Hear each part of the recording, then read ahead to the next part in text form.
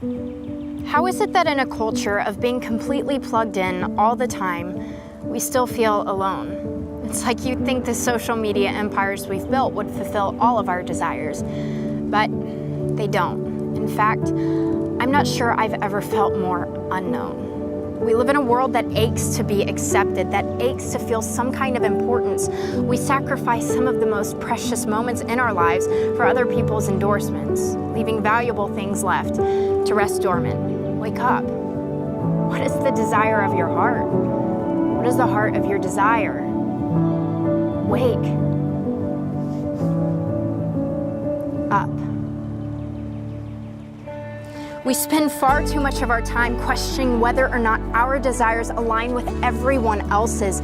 But the ironic part is our hearts are all burning for something different.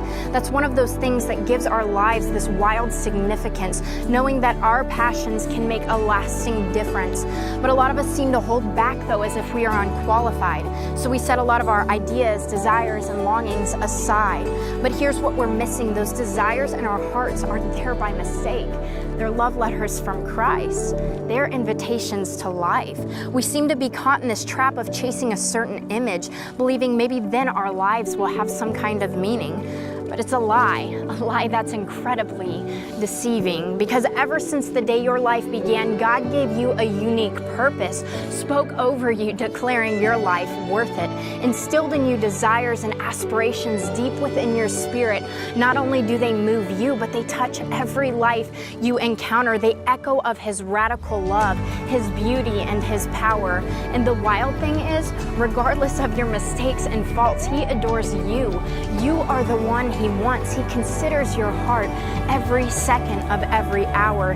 He meets you in that place, daily deeming you worthy and deserving of His forgiveness and grace. And I think for the longest time, I just believed I had to meet these religious requirements to be some kind of good Christian. I had lost sight of His vision, misunderstood His mission. I was afraid of my faults. I was terrified of my shortcomings. I wore myself out trying to just feel something. I didn't recognize He was actually with me, listening during those moments. He loved me at my worst, loved me with my broken. It became less of me knowing of Jesus and more of me coming to just know Him. And it became more of me learning to accept His grace and less of me counting my sins.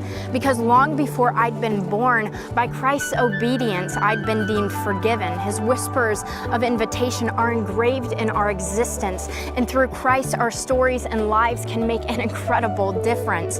So many of us are wrestling with an emptiness in our souls, trying to use things of this world to attempt to fill these God-sized holes. So pursue the desires the Lord instilled in you without a second thought about chasing the things He's called you to.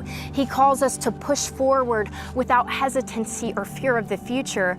We are His vessels. We are called to be friends, trailblazers, and movers. There's a journey it's time for us to take up, one in which He wants to walk with us. Wake up.